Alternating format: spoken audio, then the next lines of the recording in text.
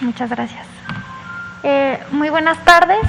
Nos encontramos el día de hoy, domingo 25 de abril del 2021, y siendo las 7 de la tarde vamos a permitirnos presentar, como todos los días a esta misma hora, el componente técnico sobre la pandemia causada por el virus SARS-CoV-2, conocida como COVID-19. Me presento con ustedes, soy la doctora Santa Elizabeth Ceballos Liceaga, directora de Vigilancia Epidemiológica de Enfermedades Transmisibles de la Dirección General de Epidemiología. Nos encontramos en Palacio Nacional, en Salón Tesorería, en representación del subsecretario, el doctor Hugo López-Gatell, y a nombre también del doctor José Luis Alomía Segarra, director general de Epidemiología. Nos acompaña vía virtual el doctor Rui López Ridaura, director de Senaprese. Me permitiré entonces conducir nuevamente el componente técnico. Les voy a comentar un poco para quienes no están tan familiarizados con esta dinámica. Vamos a presentar el componente técnico o el informe técnico en una primera etapa. Después tendremos un segundo componente, que es el componente de vacunación, el cual será presentado por el doctor Rui López Ridaura. Seguido de esto tendremos la presentación de algunos videos de información general y posteriormente pasaremos a la ronda de preguntas y respuestas.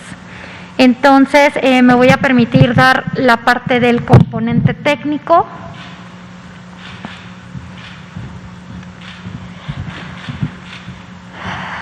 Pues muchas gracias para quienes nos acompañan aquí desde Salón Tesorería. Veamos, igual que ayer, la primera lámina que nos habla de las curvas epidémicas o de la situación de la pandemia, específicamente de los casos incidentes activos y estimados, y también de las personas recuperadas por semana epidemiológica. Recuerdan que ayer estábamos cerrando una semana epidemiológica y el día de hoy iniciamos una semana epidemiológica. También recordar que estos datos se presentan hasta la semana 15, ¿sí? Tenemos dos líneas en la lámina, podemos ver dos líneas, una en color azul claro que corresponde a los casos estimados y tenemos otra línea marcada en color verde oscuro o verde turquesa que corresponde a las personas recuperadas.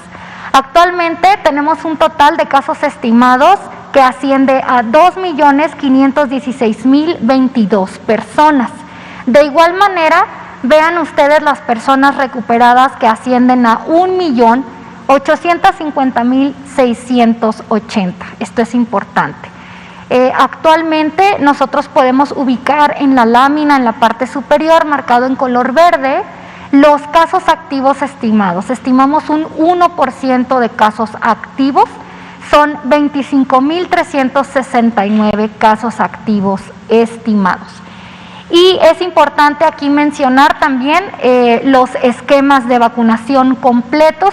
Actualmente, o con corte al 24 de abril, que fue el día de ayer, un total de 5.830.079 esquemas completos de vacunación. Aquí nuevamente vamos a hacer una pausa y recordar que actualmente estamos con las estrategias o tenemos activa dos modalidades en la estrategia de vacunación: la vacunación en adultos mayores, y en algunas entidades federativas ya está en marcha la vacunación en personal educativo. Aquí es importante mencionar y atender las recomendaciones que hemos dado en diferentes conferencias. Es importante mantener las medidas de sana distancia durante la vacunación, y esto incluye el llegar a los sitios de vacunación hidratados, sobre todo con agua natural, sobre todo en partes cálidas, en regiones del país en donde las temperaturas pues pueden ser altas o extremas, lugares cálidos: Sonora, Baja California Norte, Nuevo León, Coahuila, Veracruz, ¿sí? Es importante mantener a nuestros adultos mayores hidratados y protegidos contra las temperaturas extremas.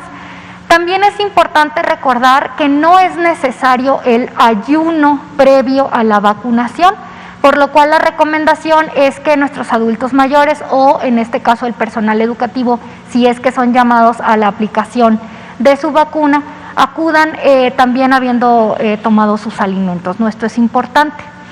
También hagamos una tercera recomendación, que es: si yo padezco alguna enfermedad crónica o estoy pasando por algún episodio de algún tipo de enfermedad que requiere la utilización de algún tipo de medicamento, ya sea un antibiótico o algún otro tipo de medicamento, es importante mantenerlo al momento de acudir a la vacunación, es decir, no suspender el uso habitual de nuestros medicamentos para acudir a la vacunación, ¿sí? Entonces, estas son algunas de las medidas generales.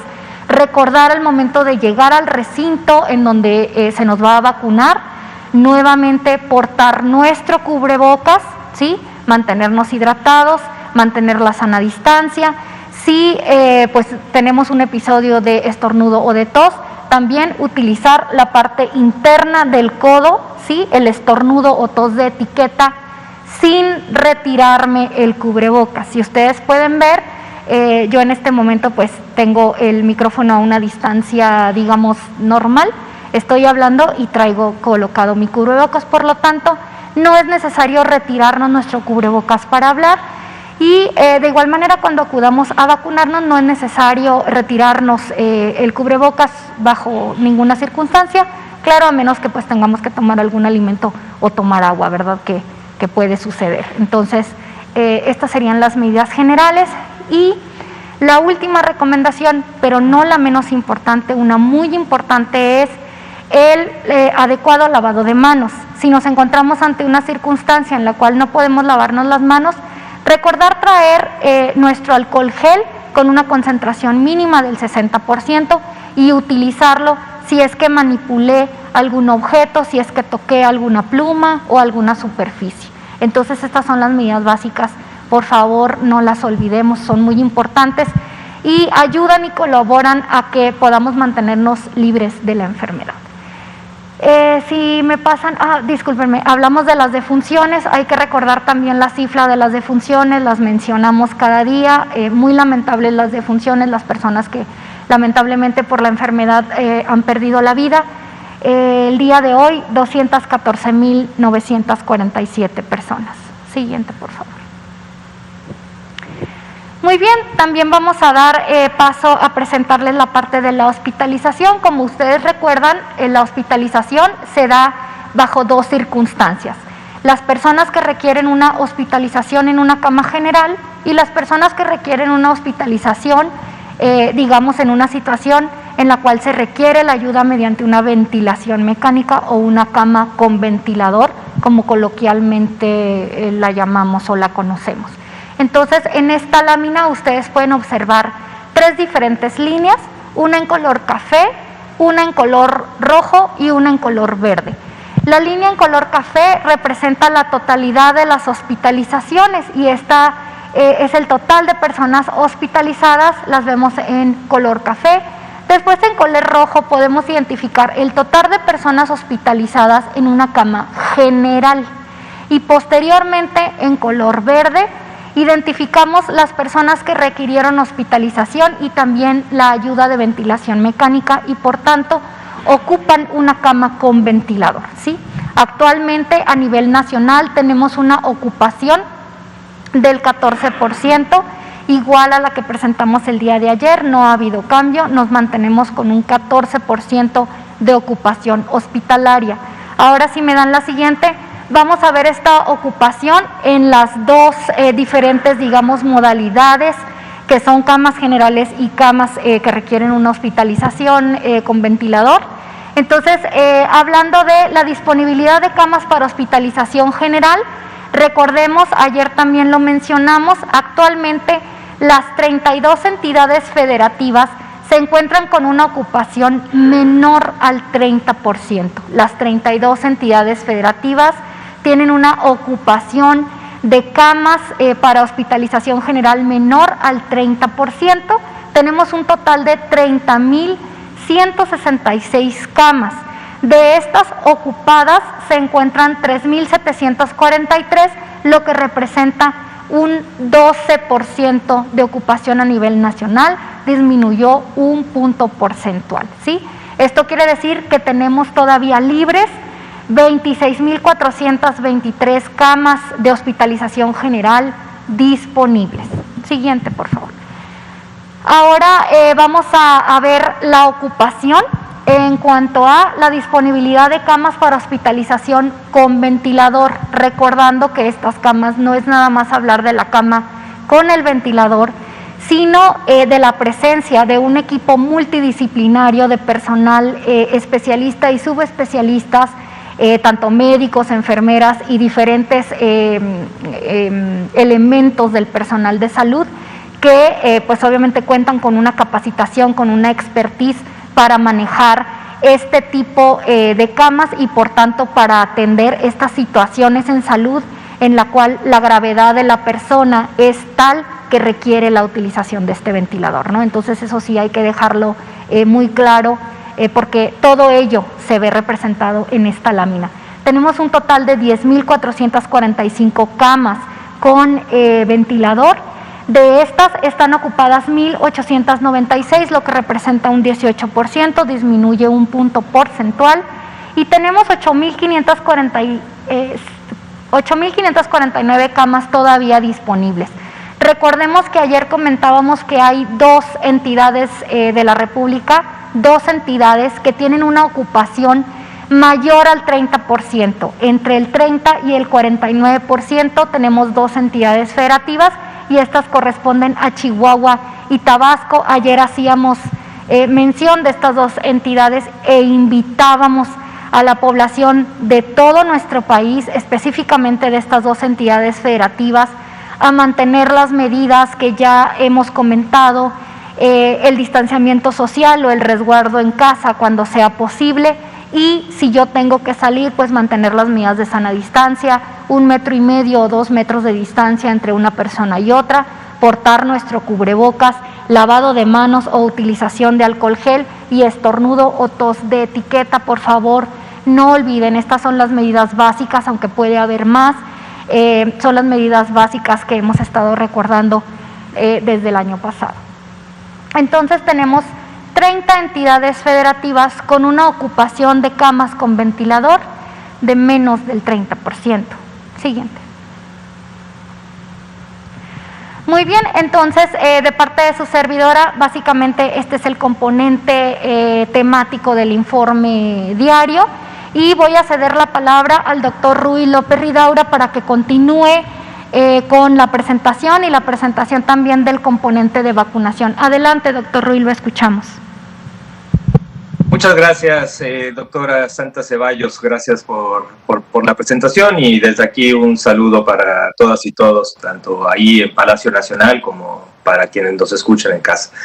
Quería antes de pasar a la presentación del semáforo, del componente de vacunación, recordarles, este es el semáforo que se publicó el viernes pasado, que se anunció el viernes pasado y que entra en vigencia a partir de mañana, donde, como podrán ver, tenemos algunos estados que están en riesgo más alto, ¿no? Que son los estados en naranja, que son 6 estados en naranja, que ahí los encuentran bien identificados. También tenemos 20 estados en un riesgo epidemiológico medio y 6 estados en un riesgo epidemiológico bajo. Y esto es importante porque es lo que también ha guiado las políticas públicas que se pueden y se deben implementar por las autoridades sanitarias a nivel estatal en este marco de apertura y de balance de las diferentes estrategias para el control tanto comunitario como en brotes en diferente nivel que se puedan lograr a nivel estatal. Y eso también me gustaría el hacer énfasis en la primera diapositiva que presentó la doctora Santa Ceballos, donde se pudo apreciar la curva como recuerdan, la vez pasada, el domingo pasado, cuando abrimos la semana, hicimos el señalamiento de que había 10 entidades que se encontraban en esta alerta temprana, donde encontrábamos una tendencia ascendente de los casos estimados, y así se anunció tanto el domingo como también se comentó en el Pulso de la Salud del martes pasado. Sin embargo, como estamos viendo en la diapositiva que presentó la doctora Santa Ceballos, hoy domingo que estábamos abriendo una nueva semana epidemiológica, estamos abriendo con un descenso a nivel nacional del 28% de descenso en comparación con la semana previa, y esto también implica lo hemos visto para todas las entidades, y realmente estas 10 entidades que se encontraban con un ascenso también en la semana pasada, también se encuentran con una tendencia descendente, y la única entidad federativa que está abriendo en esta semana con una tendencia pues en meseta o pequeña ascenso es Quintana Roo. Y creo que también, gracias por pasar la diapositiva, también es importante señalar que si ustedes ven en comparación no solamente con la semana previa, sino con hace 2 semanas, podemos ver que también implica un descenso, no solamente con la semana previa, que ya habíamos abierto con un ascenso, sino también con hace 2 semanas. Y esto lo que significa es lo que hemos comentado ya en múltiples ocasiones de lo importante de estar viendo estas señales tempranas de potenciales alarmas, pero también viendo su traducción en lo que continúa en el tiempo, ¿no? La semana pasada veíamos estas 10 entidades con un riesgo posible de modificar su tendencia. Ahora lo estamos viendo que fue algo transitorio, pero de todos modos es importante no quitar el pie del renglón y mantener la alerta en estas entidades y en todas las entidades para encontrar los puntos de inflexión donde los cambios de tendencia pueden ser importantes. Y también quiero comentar esta semana, también con motivo de estos cambios o de alertas tempranas, también hemos tenido reuniones y tuvimos una reunión estratégica con las entidades federativas que estábamos viendo estas señales de alerta temprana para compartir tanto pues, las experiencias, las estadísticas locales o más locales, subestatales, para ver la identificación de estrategias específicas dentro de cada entidad federativa y poder tener este diálogo muy importante entre las políticas que se definen a nivel federal y las que finalmente se implementan a nivel local con la necesidad de tener estas políticas más cercanas cada vez a las personas. Entonces, esto es un dato positivo, esto es un dato importante de pensar que las señales de alarma parecen transitorias. Sin embargo, estaremos muy atentos a la evolución de la epidemia, porque también es importante aclarar que el riesgo de un rebrote, de un repunte de los casos es latente, sigue ahí, y estamos pendientes de identificar estas señales y darles seguimiento. Entonces, ahora sí, si me pueden pasar la primera diapositiva del bloque de vacunación. En esta diapositiva, como ya normalmente lo presentamos, esto es el número de dosis que se colocaron el día de ayer hasta las 9 de la noche, 192,320, igual en prácticamente casi todas las entidades. Como bien comentó la doctora Santa Ceballos, actualmente llevamos una estrategia concurrente en la que estamos, por un lado, en muchas entidades completando segundas dosis, esquemas de segundas dosis para adultos mayores. Estamos también en vacunación de tanto de primeras dosis como segundas dosis en personal de salud, y en 5 entidades federativas activamente vacunando a personal educativo. Y también en algunos municipios ya los finales estamos completando ya la vacunación activa de primeras dosis en adultos mayores. Si me pasa la siguiente, podemos ver el número acumulado de dosis que llevamos hasta el día de ayer, 16,410,034, y esto es lo que se ha aplicado durante toda la jornada de vacunación desde el 23 de diciembre hasta el día de ayer, y también siempre señalamos este número de hoy, 20,105 dosis que se han perdido durante la operación. Me pasan la siguiente para ver ahora el avance que hemos tenido en cada uno de los grupos específicos que de manera concurrente se están vacunando actualmente.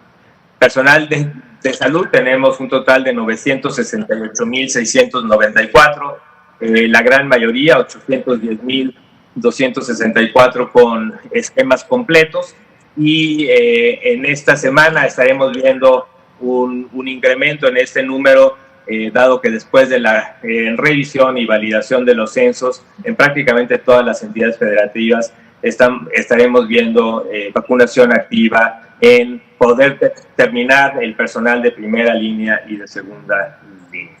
El personal educativo en estas 5 entidades, prácticamente, como veremos en la siguiente diapositiva, y no me detengo, hemos estado terminando ya en estas 5 entidades. Y también quiero señalar que el día de ayer identificamos un grupo importante de cerca de 5,000 personas del personal educativo que tenían esquemas incompletos o medios esquemas, y como les habíamos anunciado, eran personas que estaban ya convocadas por su segunda dosis, y el día de hoy aún tenemos este número 977 que se está haciendo pues la búsqueda y la convocatoria activa para poder completar estos esquemas, recordando que estos esquemas son de la entidad de Campeche, que es donde se utilizó un esquema de 2 dosis, no así para el resto del personal educativo en las otras 5 entidades, que con la estrategia de utilizar CanSino a la única aplicación, se consideran esquemas completos. Y al día de hoy reportamos en ese avance preliminar que tenemos de los sitios de vacunación, un total de 10.632.281 adultos mayores que han recibido al menos una dosis. Y como podrán ver, tenemos un número de un poco más de 4,5 millones con esquemas completos y un poquito más de 6 millones con medios esquemas, que esto es gran parte del enfoque que estaremos teniendo tanto en esta semana como en las próximas tal vez 2 semanas para terminar los esquemas completos en adultos mayores.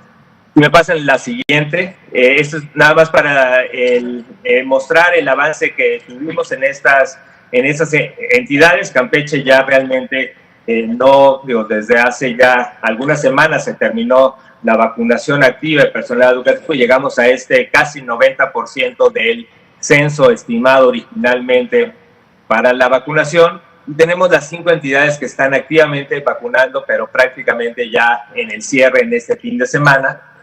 Recuerden que esto es el reporte hasta el día de ayer, pero al día de hoy gran parte de las entidades han seguido vacunando, y es posible que mañana podamos ya reportar el cierre de la vacunación activa en las entidades. Pero tenemos un buen avance en Chiapas, Coahuila, Nayarit, Tamaulipas y Veracruz.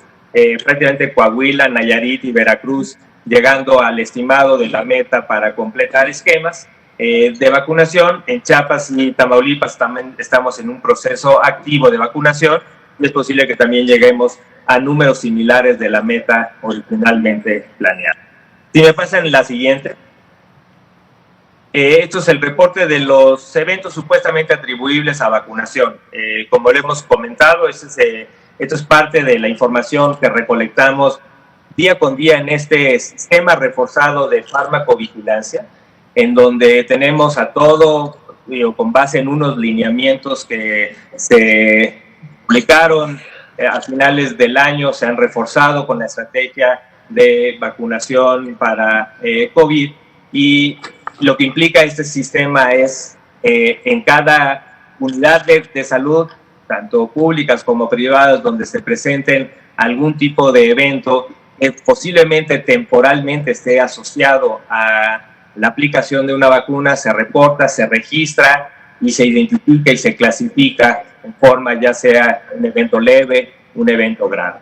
Realmente el sistema está enfocado a reforzar la vigilancia de identificar lo atribuible o no atribuible a la vacunación, especialmente en estos casos graves, y tenemos un comité federal que revisa caso por caso con la colaboración muy importante de cada entidad, en donde la entidad recolecta los datos y así el comité de expertos puede dictaminar si en efecto está causalmente atribuible. Algunos casos están asociados en esta ventana de observación, principalmente los de característica anafiláctica o alérgica, pero muchos otros casos se asocian temporalmente, la gran mayoría leves. Estos 254 casos representa menos del 2% del total de los casos o de eventos supuestamente atribuibles, son los que se están estudiando activamente para su dictaminación. La siguiente, por favor. Importante, el día de hoy, en la madrugada, recibimos un nuevo lote de vacunas de Sinovac de 500,000 dosis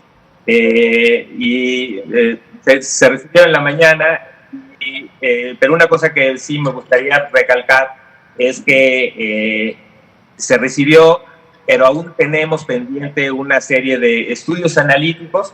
En general, todas las vacunas que recibimos vienen acompañado de una serie de estudios analíticos que precisamente hablan de la calidad del proceso de envasado, lote por lote, y todas las empresas que nos están enviando vacunas tienen que mandar esos certificados de análisis que revisa COFEPRIS, y una vez que se revisa y se dictamina y se dice en efecto, se puede liberar esta vacuna. Sin embargo, estas dosis llegaron todavía con algunos pendientes, hay algunos certificados que están pendientes y por lo tanto todavía no se pueden utilizar. Son dosis que tienen que mantenerse en resguardo hasta recibir y estar seguros que son vacunas que cumplen con todos los estándares de calidad, de seguridad y de eficacia que se requieren para su aplicación en la población. Y quiero hacer hincapié en esto por dos cosas. Uno, por la importancia de que la población esté segura y convencida de que tenemos un mecanismo regulador potente, fuerte, estricto, en el que no se permite poder tener vacunas que no cumplan con los estándares de calidad, que no cumplan con los estándares de eficacia y de seguridad. Y por lo tanto, no se va a aplicar esta vacuna hasta estar seguros que son seguras. Pero por otro lado, también para una comunicación hacia la población, entendemos mucho de lo que está dirigido esta vacuna de Sinovac, que es para completar segundas dosis, esquemas, varias entidades federativas que estuvieron aplicando Sinovac de primeras dosis en los últimos días de marzo, que estaban esperando dentro del periodo, en la próxima semana, recibir su segunda dosis. Para el caso de Sinovac, como se ha comentado, se tiene una posibilidad de aplicar a los 28 y hasta los 35 días. Y es posible, y por eso quiero recalcarlo, que existan municipios que, dado este embarque que viene atrasado y que viene incompleto con las pruebas, es posible que tengamos que extender algunos días y que existan municipios que inicien su segunda dosis en el día 36, 37 o día 42, y que estén seguros que lo que implica esto no tiene un impacto en la respuesta inmunológica, es decir, la eficacia o efectividad que se logrará después de la segunda dosis, no simplemente que estamos alargando una semana más posiblemente el periodo en el que las personas solamente tienen la protección de una dosis y que todavía necesitan completar su esquema. Y esto es un llamado a la población de que estamos conscientes de este atraso. Sinovac también ha tenido un retraso en sus embarques comprometidos, que teníamos ya comprometido el contrato para el mes de abril, y esto nos pone en esta situación crítica, pero ya tenemos varios mecanismos para lograr el arribo de Sinovac en los próximos días y la liberación de estos 500,000 dosis que esperemos que pronto en la semana se liberan para su aplicación. La siguiente, por favor. En total hemos recibido 22.110.885, ya sumando estas 500,000 de Sinovac, pero recordando otra vez que son dosis que aún están pendientes de su liberación total y que esperemos que en los próximos días, recibiendo los certificados, ya se puedan distribuir a los sitios de vacunación en las prácticamente 32 entidades para reiniciar su aplicación. Un esfuerzo que también hemos hecho y agradezco mucho a las entidades federativas. Había varias entidades federativas que tenían remanentes de Sinovac para programación de segundas dosis en mayo, y dada la fortaleza de esta estrategia federal, hemos logrado el poder concentrar las dosis y poder llevar a los municipios de mayor urgencia para así poder, una vez que se liberen esto, poder ir a los municipios que podamos reiniciar esta vacunación. Ahora, si me pasan la siguiente, esto es el programa. Todos los días presentamos este programa, estamos cerrando este embarque de vacunas para esta semana. Ya la siguiente semana aprovecharemos para abrir con las expectativas, pero sí quiero algunas puntualizaciones sobre esto. En general, ya tenemos también la seguridad de un embarque adelantado de Pfizer-BioNTech. Es posible que tengamos una recepción de más de 2 millones de dosis en la próxima semana. De AstraZeneca aún no tenemos la cantidad de que podamos recibir. CanSino, semana con semana se están liberando y validando por parte de COFEPRIS, y ya les podremos decir la cantidad. Estamos concentrando las dosis de CanSino para la estrategia de personal educativo. Y para el caso de Sputnik, que también junto con Pfizer y BioNTech han sido las empresas que han cumplido en tiempo y forma en sus entregas, tenemos ya lo comprometido para el mes de abril está logrado.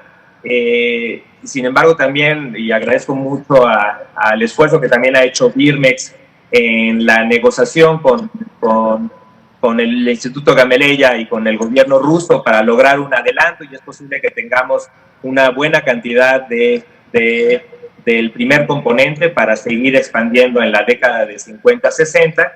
Y por otro lado también, como una noticia y como un adelanto de noticia que ya se podrá dar con más detalle en la semana, se ha trabajado muy cercanamente, y esto también gracias a un esfuerzo de la Secretaría de Salud y con Birmex y una colaboración muy estrecha con el gobierno ruso, de poder ir estableciendo el mecanismo para poder tener también la recepción de granel de la vacuna Sputnik y envasarla en Birmex. En Birmex, que es una empresa mayoritariamente estatal, pública, y que nos ha ayudado a una pieza clave en la distribución, pero que también tiene un enorme potencial para convertirse en lo que originalmente y en lo que en algún momento fue una empresa con una gran capacidad también, no solamente de distribución, sino también de producción y en este caso de envase final.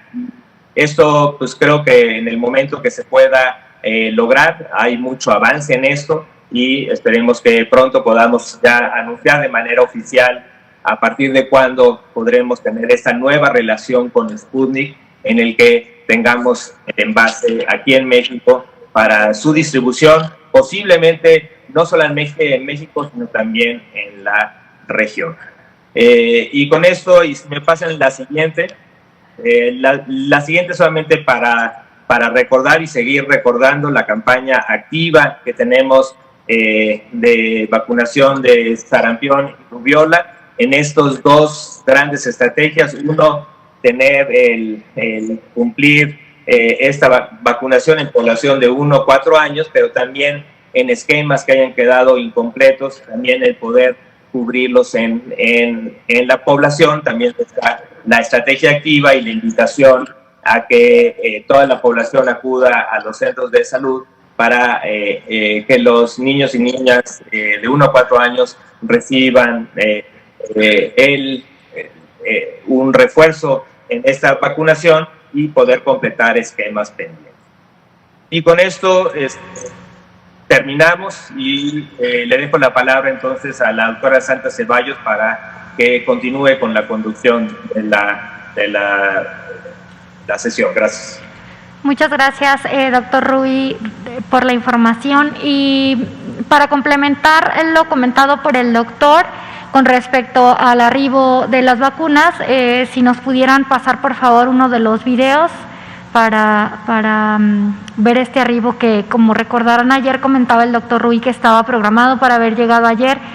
Sin embargo, pues hubo ahí algún tipo de retraso y se estaba esperando que llegara en la madrugada del día de hoy. Adelante, por favor.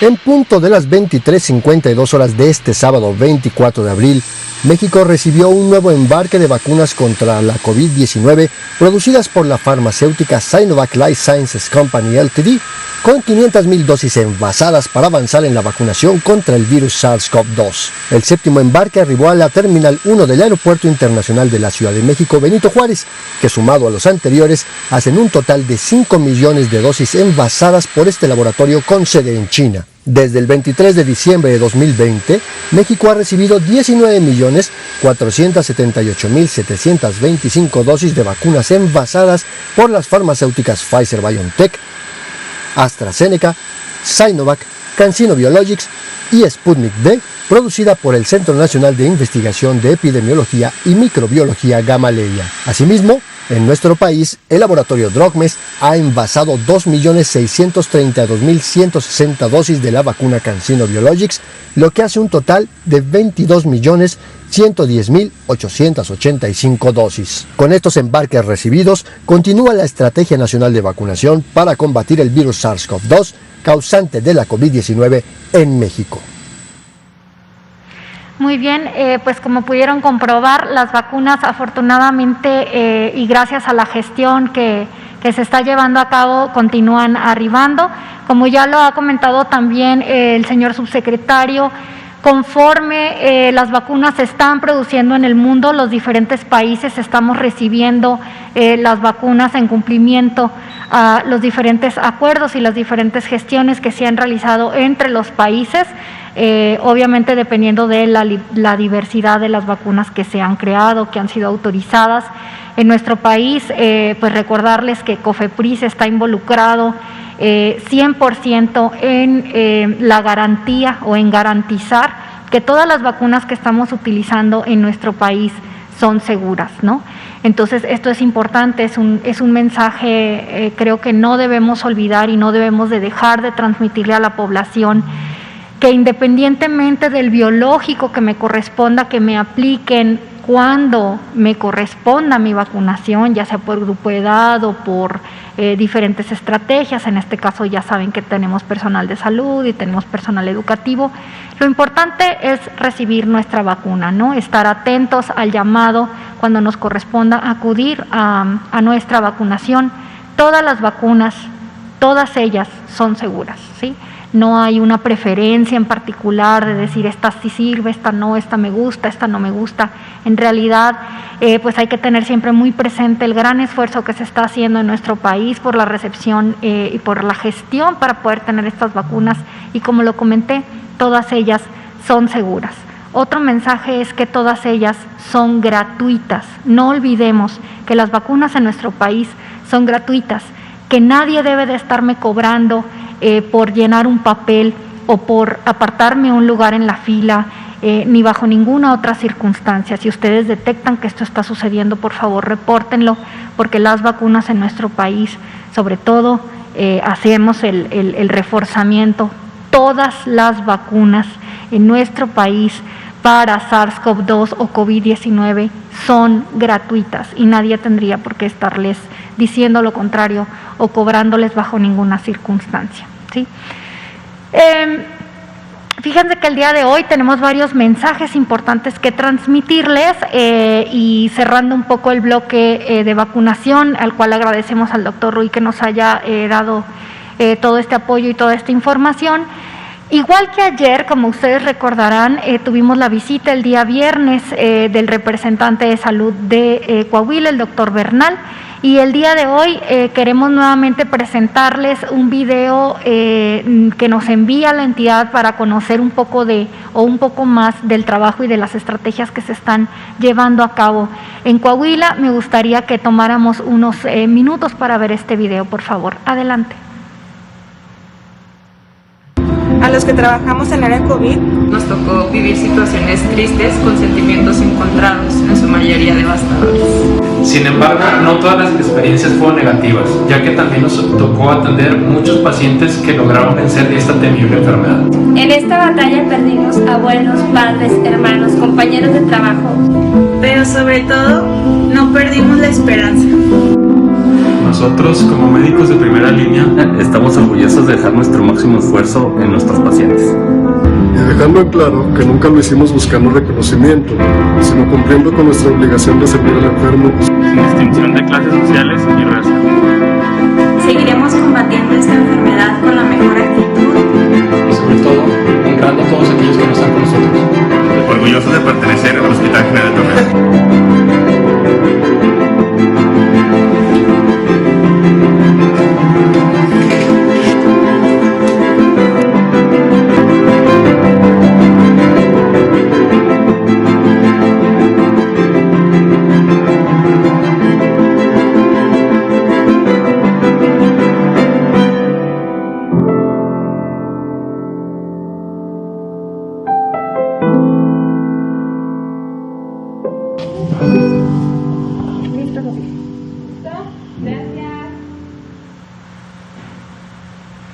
Listo, muchísimas gracias. Pues como ven, todavía hay mucho trabajo por hacer, pero pues hay mucha gente trabajando por la salud de los mexicanos y nosotros pues tenemos que responderles de igual forma, ¿no? Como usuarios debemos de responder de la misma manera. Ya lo comentábamos, mantener las medidas de sana distancia, las medidas básicas, recordar que también podemos ventilar nuestros espacios. Si nos encontramos en espacios cerrados, hay que tratar de mantener estos espacios ventilados, promover obviamente la iluminación natural, abrir las ventanas, que entre el sol y otras medidas que ya hemos comentado anteriormente. Como les comenté, hay varios mensajes que dar el día de hoy. Veíamos que hay una disminución en esta curva epidémica, sin embargo, recuerden que la epidemia sigue, la epidemia no se ha detenido y si bien se ve un panorama favorecedor, pues eso no quiere decir que debemos olvidar todo lo que durante el año pasado y este año hemos venido recordando. Y debemos de seguir cuidándonos a nosotros y cuidando a quienes amamos. Es importante mantener todas estas medidas y estar siempre atentos a cada una de las indicaciones y cada una de las recomendaciones que se dan a nivel local en cada una de las entidades, en cada uno de los municipios. Ya recordábamos ayer que nuestro país, hablando del momento epidemiológico, pues es un mosaico diverso, ¿no? Tenemos estados en verde, en naranja, en amarillo, en rojo, y así también cada una de las entidades están, como lo vimos ahora con Coahuila, están aplicando medidas y estrategias en favor, obviamente, de mantener la salud de la población y de evitar el contagio. Entonces hay que mantenernos atentos a estos y me gustaría mostrarles algunas láminas extras de información antes de pasar al componente de preguntas y respuestas.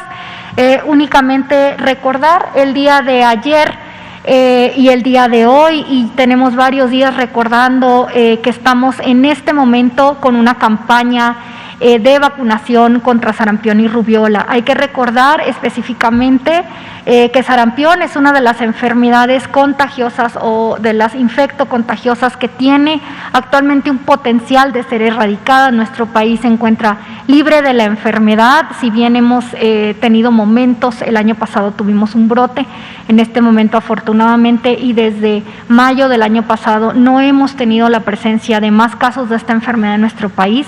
Sin embargo, pues la estrategia o una de las estrategias principales es la vacunación.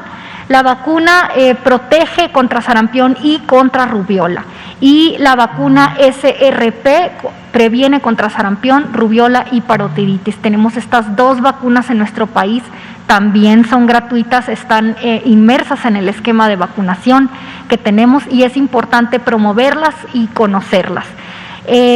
Recordar lo que les decía el día de ayer, agradeciéndoles que los medios de comunicación identifican estos mensajes claves, y uno de los mensajes más importantes que podemos dar también como componente de salud pública es que mientras exista un país con sarampión, todos los países estamos en riesgo de tener sarampión, ¿sí? Esto es importante no olvidarlo.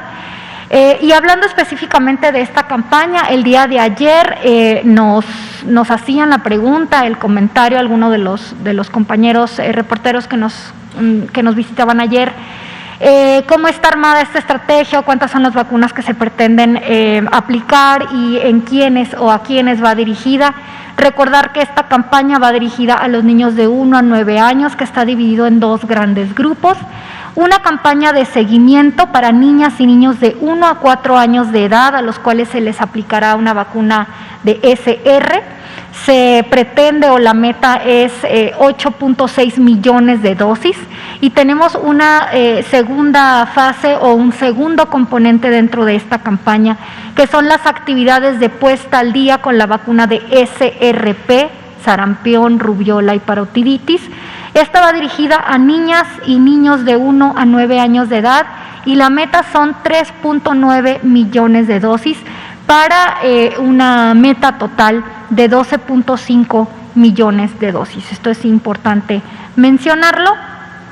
Y si me pasan la siguiente, también es importante recordar que el día de hoy, 25 de abril, es el Día Mundial de Paludismo. Recordar que el paludismo es una enfermedad transmitida por vector, es una enfermedad que en nuestro país y en varios países de América y del resto del mundo existe, y que esta enfermedad también debemos de prevenirla, de luchar contra esta enfermedad. Es una enfermedad producida por un parásito y, como lo dije, se transmite por un vector. La sintomatología, fiebre, dolor de cabeza, escalofríos.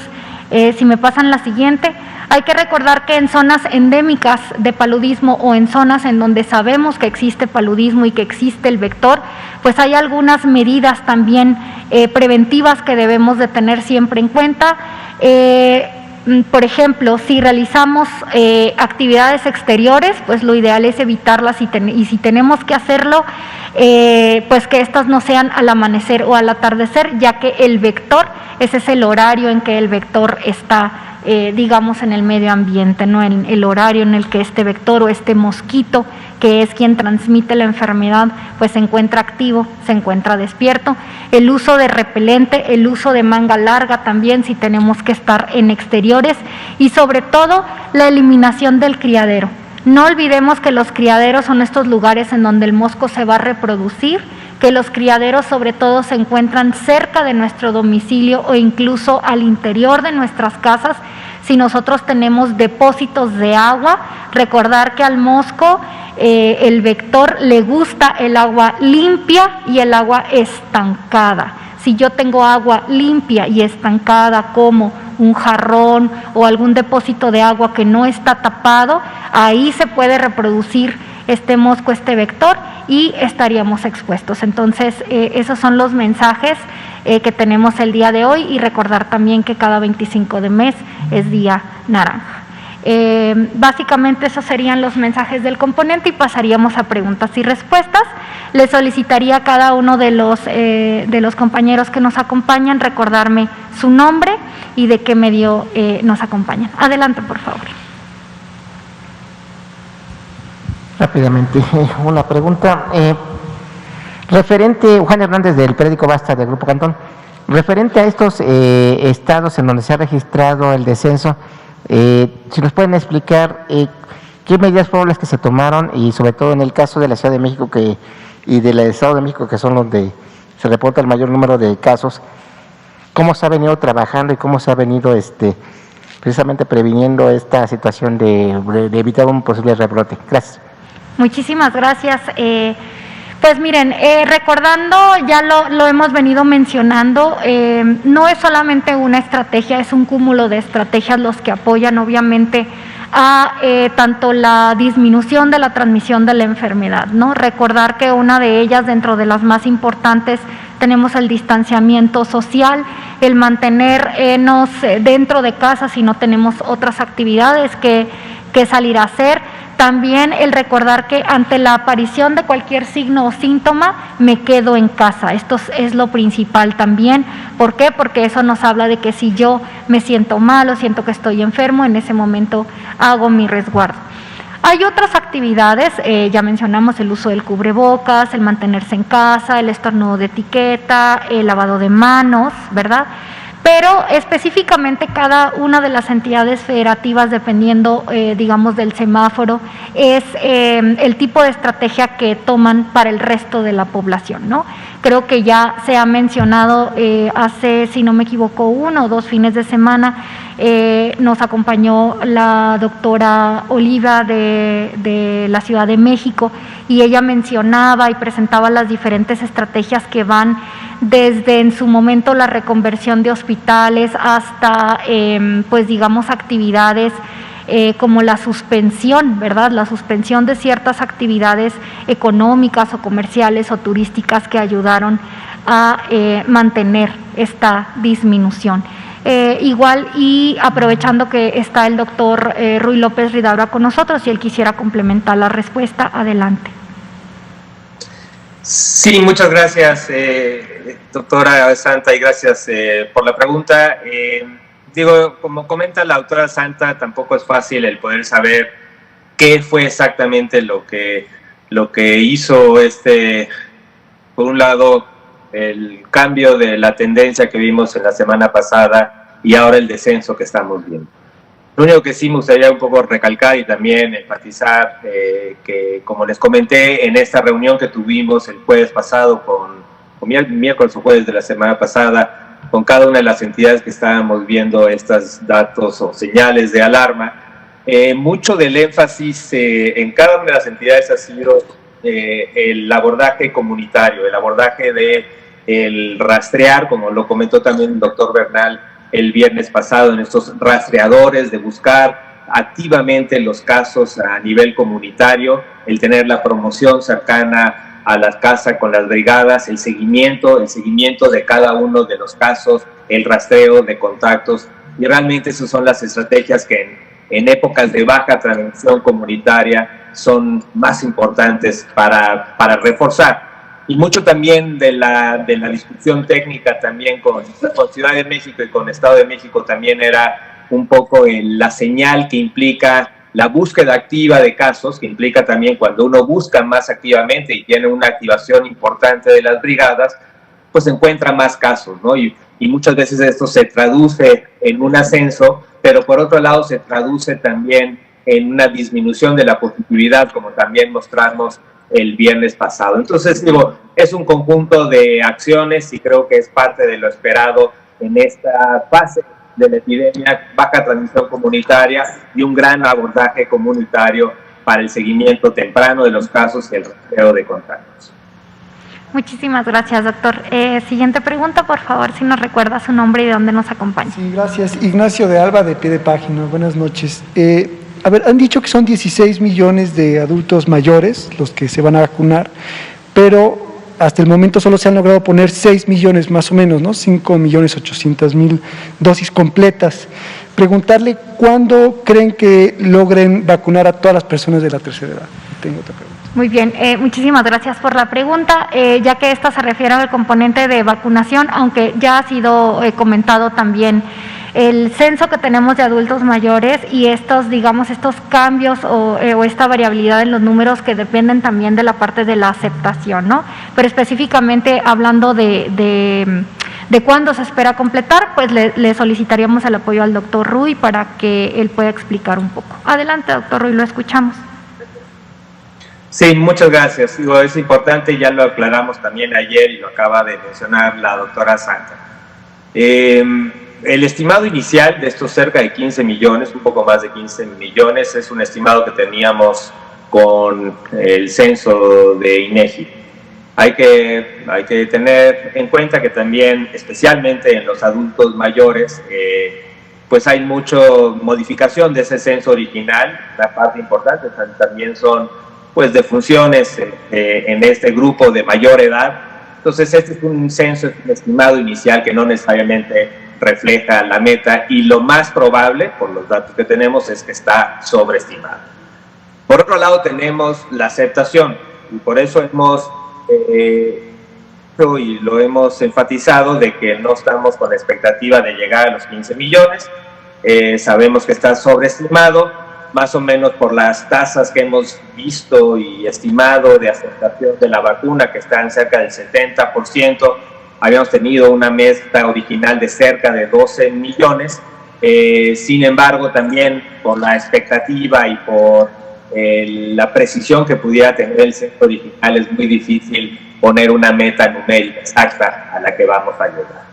Ahora, lo que sí podemos asegurar es que se han abierto y activado sitios de vacunación en todos los municipios. Todos los municipios han tenido y hemos activado múltiples sitios de vacunación en todos los municipios. En los lugares más urbanos, obviamente, son más este tipo de macrocentros muy eficientes de vacunación. En comunidades más rurales son sitios o unidades o células de vacunación o brigadas de vacunación más pequeñas, ¿no? Pero en todos lados se ha abierto y ahora tenemos solamente algunos, cerca de 100 municipios que siguen activos y pronto a cerrar porque ya nos están acercando los adultos mayores. Entonces, importante que la meta es poder activar y acercar las vacunas a todos los adultos mayores y vacunar a todo el que se acerque. Sí, en efecto, todavía tenemos que cubrir las segundas dosis y eso es muy importante, y eso va a ser pues gran parte de lo que es el enfoque de estas próximas semanas, en donde se están activando los sitios y células de vacunación en cada uno de los municipios en la fecha programada a lo que fue su primera dosis. Y como les hemos recordado, depende de la vacuna, también depende el esquema, depende el intervalo. Puede ir desde 21 o 28 días, pero también hasta 12 semanas, como es el caso de AstraZeneca. Entonces esto lo vamos a estar viendo, yo creo que durante el mes de mayo, una progresión rápida de segundas dosis, y más o menos esperemos que para mediados o la tercera semana de mayo estaremos completando prácticamente todos la activación de segundas dosis de adultos mayores. Muchas gracias, doctor. Si hubiese alguna otra pregunta, una más. Adelante. Preguntarle sobre los ESAVIS que ustedes presentan aquí, si todos son de gente que se vacunó en México o si hay gente que se vacunó en Estados Unidos o en otros países, y también se registran ESAVIS pero ya aquí en México, y si hay algún tipo de monitoreo de las personas que se vacunan en Estados Unidos, pero que ustedes hagan. No lo sé. Sí, claro. Muchas gracias por la pregunta, y creo que es una pregunta muy importante. El sistema de vigilancia de los eventos supuestamente atribuidos a la vacunación, como ya lo hemos comentado, se lleva desde la Dirección General de Epidemiología en la Dirección de Enfermedades Transmisibles. Lo que nosotros hacemos mediante este sistema es activar a todas las unidades de nuestro país. Recordarán que hemos mencionado que hay cerca de 25,000 unidades que brindan atención médica o más. Estas son de primero, segundo y tercer nivel, y lo que hacemos es solicitar a todas las unidades estar atentas ante la aparición de cualquier persona que mencione signos o síntomas, y que aunado a esto, o específicamente que se le interrogue, porque ya estamos vacunando, si la persona recibió vacuna contra SARS-CoV-2. Entonces, esto es independientemente de dónde haya recibido la vacuna, es decir, lo que nosotros monitorizamos, lo que nosotros vigilamos, son ESAVIS que se reportan en nuestro país, independientemente si la aplicación de la vacuna se dio fuera de México. Esto pues es importante que ustedes conozcan el mecanismo de notificación, que es a través de donde captamos los datos, es cualquier persona, y aprovecho el espacio, cualquier persona que haya recibido la vacuna contra SARS-CoV-2 de cualquiera de las marcas en cualquiera de las entidades o fuera de nuestro país, Si presenta posterior a la aplicación de esta vacuna en los primeros 30 días cualquier signo o síntoma, hay que acudir a nuestra unidad de salud, ya sea pública o privada, y reportarlo. De esta manera la unidad se enlaza con la jurisdicción sanitaria que le corresponde, se llena un estudio epidemiológico que tiene las mismas preguntas para absolutamente todos. Esto nos da homologación entre lo que se pregunta y lo que podemos analizar, y entonces ustedes lo ven reflejado. Sí tenemos reporte en México de algunos ESAVIs de personas que se vacunaron en el extranjero, es mínimo, no recuerdo la cantidad, si me permite un segundo, pero deben de ser quizá 10, quizá 15, si me da un momento. Pero como les comenté, el sistema de vigilancia está hecho justo para captar todos los ESAVIs, independientemente de que si estos fueron en alguna entidad federativa o fuera de la misma. Tenemos tres ESAVIs de personas que reportaron un ESAVI y que su vacuna se aplicó en el extranjero. Muchísimas gracias. Pues básicamente son las 20 horas. Agradecerles la presencia, agradecerles el interés. Doctora Santa Ceballos, su servidora, directora de Vigilancia Epidemiológica de Enfermedades Transmisibles de la Dirección General de Epidemiología. Recuerden cuidarse mucho, medidas de sana distancia. Nos vemos mañana. Muchísimas gracias. Ya.